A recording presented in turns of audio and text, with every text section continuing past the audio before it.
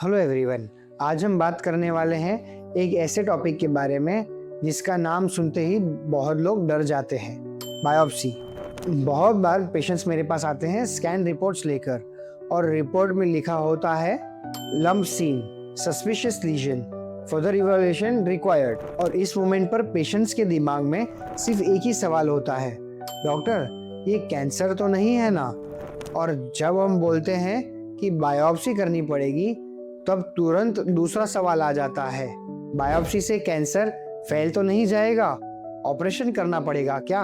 तो आज का पर्पस ये है कि आपको क्लियरली समझाऊं बायोप्सी क्या होती है, क्यों ज़रूरी होती है और इमेज गाइडेड बायोप्सी का क्या रोल होता है। सबसे पहले बायोप्सी की ज़रूरत क्यों होती है? स्कैन चाहे सीटी हो, एमआरआई हो या अल्ट्रासाउंड हो, हम स्ट्रक्चर देखते हैं, मतलब लंप का साइज, शेप, लोकेशन और उसके एडजेसेंट क्या क्या दूसरे स्ट्रक्चर्स हैं। लेकिन स्कैन एक इम्पॉर्टेंट चीज़ नहीं बता सकती।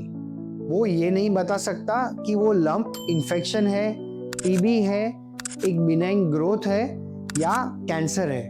और ये डिफरेंस बहुत इम्पॉर्टेंट है क्योंकि ट्रीटमेंट कंप्लीटली डिपेंड करता है डायग्नोसिस पर। अगर इन्फेक्शन है तो मेडिसिन, अगर टीबी है तो एंटी टीबी ट्रीटमेंट, अगर कैंसर है तो कंप्लीटली डिफरेंट अप्रोच होता है। इसके लिए फाइनल आंसर हमेशा टिश्यू देता है और टिश्यू मिलता है बायोप्सी से।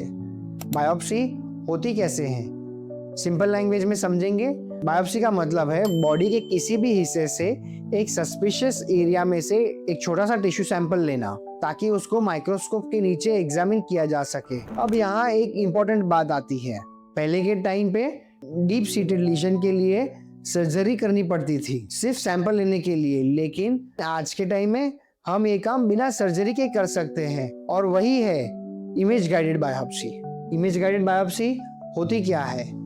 इसका सिंपल मतलब है हम नीडल ब्लाइंडली नहीं डालते, हम स्क्रीन देखते हुए एग्जैक्ट टारगेट तक नीडल ले जाते हैं। ये गाइडेंस हो सकती है अल्ट्रासाउंड गाइडेड, सीटी गाइडेड, मतलब हर मोमेंट रियल टाइम पर स्क्रीन पर विजिबल होता है।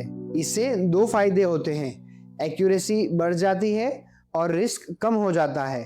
प्रोसीजर कैसे होता है, चलिए स्टेप बाय स्टेप समझते हैं। पेशेंट को टेबल पर लिटाया जाता है, पोजीशन डिपेंड करता है कि लीजन बॉडी के किस पार्ट में है। फिर हम इमेजिंग से एग्जैक्ट लोकेशन आइडेंटिफाई करते हैं और स्क्रीन पर एक छोटा सा एंट्री पॉइंट डिसाइड करते हैं। उसके बाद लोकल एनेस्थीसिया दिया जाता है, मतलब स्किन और सराउंडिंग टिश्यू को नम किया जा सकता है और पेशेंट कॉन्शियस रहता है।